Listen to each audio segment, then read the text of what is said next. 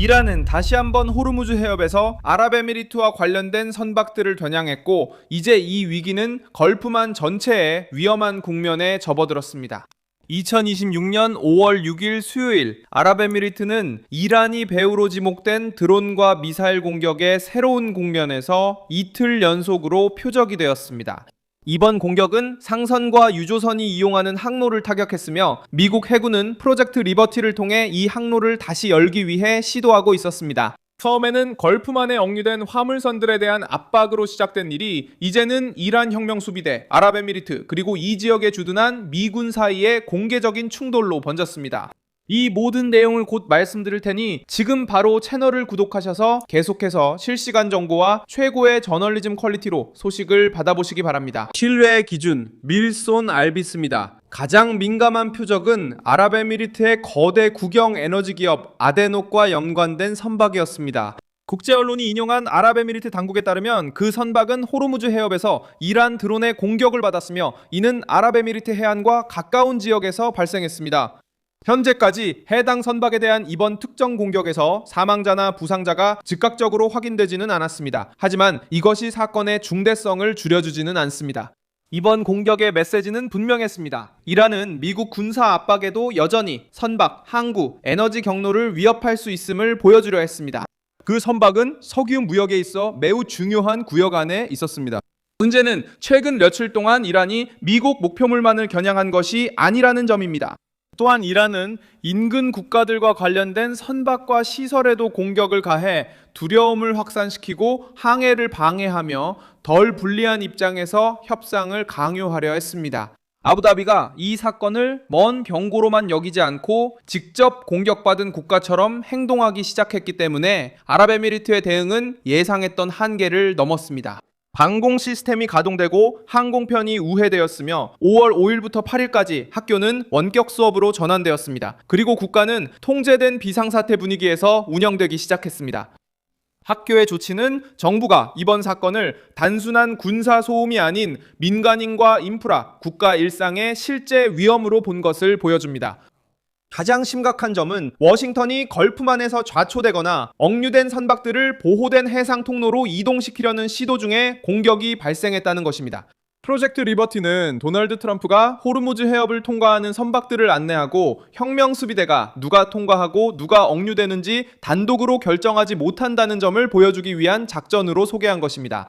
로이터와 미국 언론들이 인용한 보도에 따르면 미군은 드론과 미사일을 요격했을 뿐만 아니라 방해를 시도하던 이란의 소형 선박들도 파괴했습니다. 반면 혁명수비대는 혼란을 노린 것으로 보입니다. 이란 외교관들이 지역 채널을 통해 대화를 시도하는 동안 이란 군인들은 선박에 위협을 가하고 걸프만 이웃 국가들의 반응을 시험했습니다. 돌아다니는 정보에 따르면 이란 정부 내부에서도 긴장이 감돌고 있다고 합니다. 마수드 페세슈킨 대통령이 정치적 조율 없이 이루어진 군사 행동에 화가 났다는 것으로 이해됩니다. 이것은 체제를 구하기 위해 협상하려는 사람들과 패배자로 보이지 않기 위해 판을 뒤엎으려는 사람들 사이에 이란이 분열되어 있음을 보여줍니다. 에미리트에 대한 공격은 단순한 군사적 행동이 아니었습니다. 경제적 위협을 가하려는 시도이기도 했습니다. 에너지 부문과 관련된 선박을 공격함으로써 테헤란은 시장에 메시지를 보냅니다. 이란에 대한 어떤 압박도 석유 수송로에서 큰 대가를 치를 수 있다는 것입니다. 하지만 이런 계산에는 엄청난 위험이 따릅니다. 에미리트는 고립된 표적이 아닙니다. 미국의 전략적 동맹국입니다. 전 세계적인 경제적 이익이 모여있는 곳입니다. 또한 걸프 지역 물류의 중심 역할을 합니다.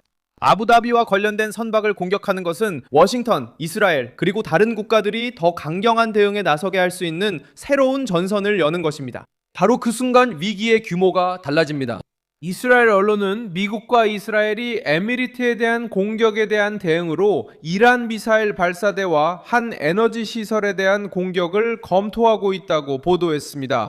동시에 트럼프는 테헤란과의 합의 진전을 여전히 기대하면서도 이란 항구에 대한 압박은 유지한 채로 자유 프로젝트의 일부를 일시적으로 중단하기로 결정했습니다. 워싱턴은 주요 타격을 미루면서도 대응 병력은 계속 배치 중인 것으로 보입니다. 앞으로 일어날 일은 세 가지 움직임에 달려 있습니다. 첫째, 이란이 계속해서 에미리트나 상선에 드론과 미사일을 발사한다면 군사적 대응 가능성이 높아집니다. 둘째, 에미리트가 항구, 공항 또는 에너지 시설에 대한 새로운 위험을 감지한다면 아부다비는 내부 방어를 강화하고 미국에 추가 지원을 요청할 가능성이 높습니다. 셋째, 혁명수비대가 미국 선박을 직접적으로 위협한다면 이 위기는 단순한 분쟁을 넘어설 수 있습니다. 셋째, contenção e virar confronto naval aberto. 핵심적인 사실은 이것입니다. 최근 이 국면에서 에미리트는 이틀 연속 공격을 받았습니다. 이 상황은 과거의 중대한 역사적 사건을 떠올리게 합니다. 1967년 테헤란 해협 봉쇄, 1967년 5월 가말 압델 나세르의 이집트는 이스라엘과 관련된 선박들의 테헤란 해협 통과를 막았고 해당 지역에서 국제군을 철수시켰습니다. 그 해협은 이스라엘이 홍해로 접근하는데 필수적이었고 텔아비브는 이 조치를 자국의 경제적, 군사적 생존에 대한 직접적인 위협으로 받아들였습니다. 며칠 후인 1967년 6월 5일 이스라엘과 이집트, 시리아, 요르단이 맞붙은 6일 전쟁이 시작되었습니다. 그 사건의 교훈은 여전히 유효합니다. 한 나라가 전략적인 지점에서 다른 나라의 항해를 봉쇄하려고 하면 갈등은 빠르게 외교에서 군사적 충돌로 번질 수 있습니다. 바로 그렇기 때문에 호르무즈 해협에서 이란이 아랍에미리트와 관련된 선박을 공격한 사건이 그렇게 큰 의미를 갖는 것입니다. 이것은 단순히 한 척의 선박이 공격당한 것이 아니라 필수적인 에너지 항로를 주변국들과 미국의 동맹국들에 대한 압박 수단으로 바꾸려는 시도입니다. 다른 사례들도 다양한 전선에서 같은 패턴을 보여줍니다. 2019년 9월 14일 아람코의 아부카이크와 쿠라이스 시설이 드론과 미사일 공격을 받았으며 워싱턴과 리야드는 이 공격의 배후로 이란을 지목했지만 테헤란은 이를 부인했습니다. 이 공격은 에너지, 시장, 지역 안보에 동시에 영향을 미쳤기 때문에 즉각적인 충격을 주었습니다. 가장 최근에는 홍해에서 이란 측의 동맹인 후티가 드론과 미사일을 사용해 상선들을 공격했고 이에 미국, 영국 그리고 동맹국들이 해상 항로를 보호하기 위해 군사 행동에 나서게 했습니다. 이 전략은 반복되고 있습니다. 더 강한 적들에게 정치적 대가를 치르게 하기 위해 단체, 드론, 해협을 이용하는 것입니다. 에미리트의 경우 이란의 계산이 비싸게 돌아갈 수 있습니다. 아부다비는 장기전을 원하지 않지만 유조선, 항구, 도시들이 위협받는 것을 받아들일 수도 없습니다. 그래서 방공망 강화, 학교 운영 변경, 미국과의 공조 등으로 대응하는 것은 에미리트가 이번 공격을 레드라인으로 간주하기 시작했다는 것을 보여줍니다. 혁명수비대는 걸프만을 위협하려 했지만 오히려 이웃 국가들이 테헤란에 맞서 단결하고 더 조직적인 대응의 여지를 열 수 있습니다. 이 상황은 이란 정권 자체의 취약성도 드러냅니다. 이란 대통령이 외교를 말하려 하는 반면 혁명수비대는 선박과 이웃 국가들을 향해 공격을 가하고 있습니다. 세계는 자신의 군사 조직을 완전히 통제하지 못하는 정부를 보고 있습니다. 이것은 어떤 협상도 약화시킵니다. 결국 외교관이 침착을 약속해도 동시에 드론이 아랍에미리트 선박을 향해 출격한다면 별 의미가 없습니다. 남는 의문은 실제로 테헤란을 누가 지배하느냐는 것입니다. 협상을 하는 정부인가 아니면 모든 것을 대립에 걸고 싶어하는 이념적 무장 세력인가. 미국의 과제는 대응 수위 조절입니다.